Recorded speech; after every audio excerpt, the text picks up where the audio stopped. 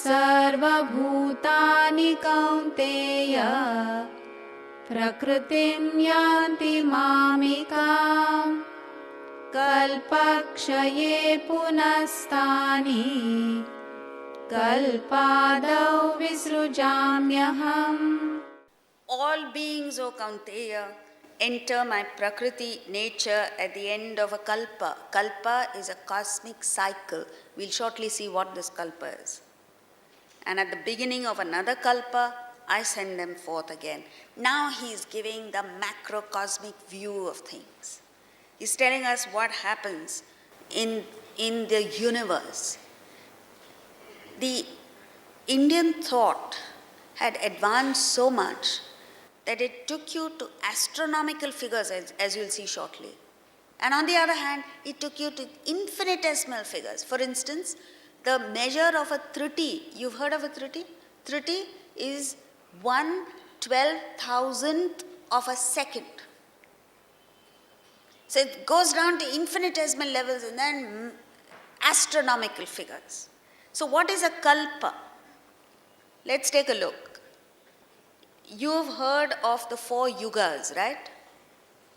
One Mahayuga consists of these 4 yugas. Satya Yuga, Treta Yuga, Dwapara Yuga and Kali Yuga. We are supposed to be in Kali Yuga right now. Now, Satya Yuga consists of 17,28,000 years. Satya Yuga is where everyone is highly sattvic. Predominantly sattvic. Can you imagine that state? Then that's why it lasts for the maximum number of years. Then slowly degradation starts. So Treta Yuga is where the proportion of righteousness to unrighteousness is 3:1. Treta Yuga. So 25% unrighteousness slips in. That lasts for 12,96,000 years. Then comes Dwapara Yuga, 50-50. That lasts for 8,64,000 years. And Kali Yuga is where unrighteousness prevails.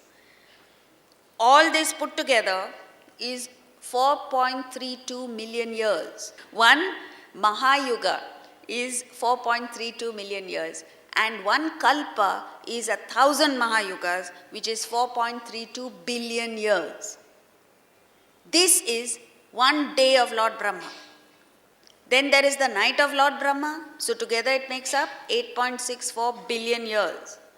You multiply that by 30 makes 1 month of Lord Brahma. Multiply that by 12 makes 1 year of Lord Brahma. And Lord Brahma's lifespan is supposed to be 100 years. So multiply that by 100 and you feel tired.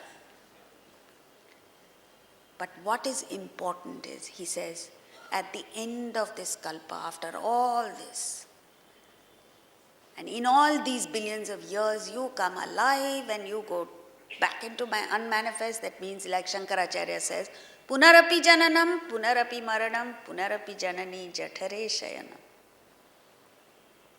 But at the end of that, you go back into the unmanifest state for equal number of time.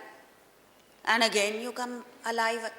So when you understand the magnitude of all this, what's happening in the universe, what should strike you is the complete, your total insignificance in the scheme of things.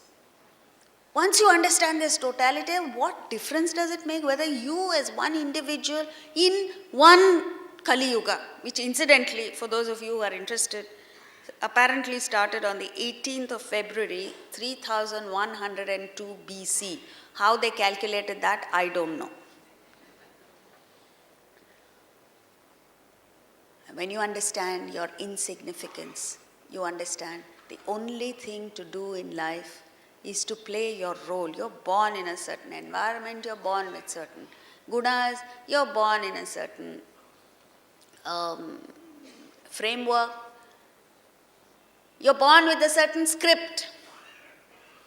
Play your role to the best of your ability, and when the time comes to exit, exit gracefully. That's all that you have to do. Exit though you have to go. The question is, how are you going to live? So it doesn't make a difference. What you like, what you dislike, what you want to do, what you don't want to do, all your ambitions and your desires and your vasanas, it doesn't matter one bit. You go through life moment to moment. Savor every moment. Enjoy every moment of happiness that comes to you. Tolerate moments of unhappiness that come to you.